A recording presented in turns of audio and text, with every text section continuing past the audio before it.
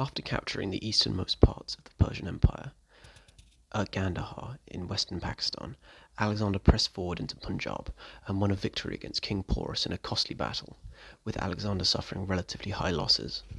This victory put Alexander next to the Nanda Empire, which had an army supposedly 5 times larger than Alexander's.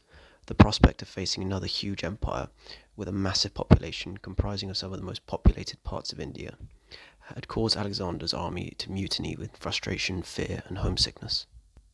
Alexander was forced to relent, and instead marched his army south along the Indus and defeated more local tribes, including the Malayans, who had a very fierce reputation, and almost killed Alexander, who, according to certain accounts, was saved by his dog Peritas. After this, Alexander marched back to Babylon, where he died and his empire split apart. Eventually, one of Alexander's generals, Seleucus, united most of the eastern portion of Alexander's empire. Seleucus launched an unsuccessful campaign into Punjab. Meanwhile, in India, the Mauryan Empire had overthrown the Nandan Empire. Their leader, Chandragupta, launched an invasion of the Indus to try and annex the area. This war lasted for 2 years, and although evidence of a large-scale battle is inconclusive, the result of this war was that territory had to be ceded to Chandragupta. So it seems as though he got the better of the conflict, and it was eventually resolved through diplomacy, with Seleucus' daughter being married to Chandragupta, and Seleucus receiving 500 war elephants, from which gave him a decisive edge in later territorial disputes with the successor kingdoms, particularly those with Antigonus.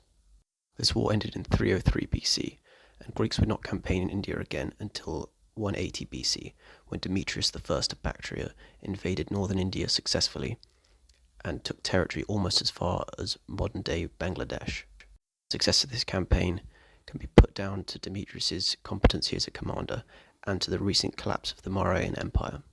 Greco-Bactrian Kingdom projected Hellenic culture into India, resulting in Greek-style patterns and temples appearing in India, and resulting in some of the first visual representations of Indian deities, which appear on square coins from around 190 BC. Greco-Indians eventually split from the Bactrians and became far more Indianized, Menander I eventually converting to Buddhism, and supposedly achieving nirvana. Hellenic and Indian cultures began to blend through a process known as syncretism. This process had actually begun during the Bactrian Kingdom, but took a new life in the Indo-Greek. Contact with the Greek world had given Indians the opportunity to travel as far as Athens, giving an opportunity for philosophies to be shared between the two cultures. This may explain some of the similarities between Buddhist teachings and those of other philosophers, such as Jesus, certain of the Cynics, and Pyrrhonism, who was one of the first skeptics, as well as much of the Platonic-style dialogues appearing in later Indian philosophy. Indo-Greeks readily adopted the symbol of the elephant, which was traditionally used in Hindu and Buddhist imagery. This can be contrasted with the later Zoroastrian invasions, which did not.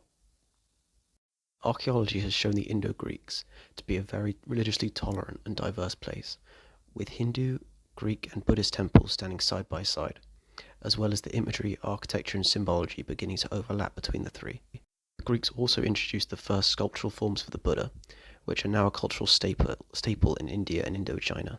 In fact, when the English first arrived in India, they were shocked to see the similarities between the northern Indian depictions of Buddha and the ancient Greek depictions of Apollo.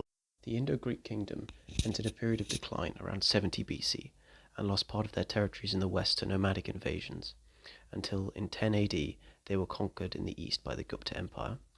And while certain cities may have remained largely Greek, these were eventually fully assimilated into Indian culture and ceased to be an independent force.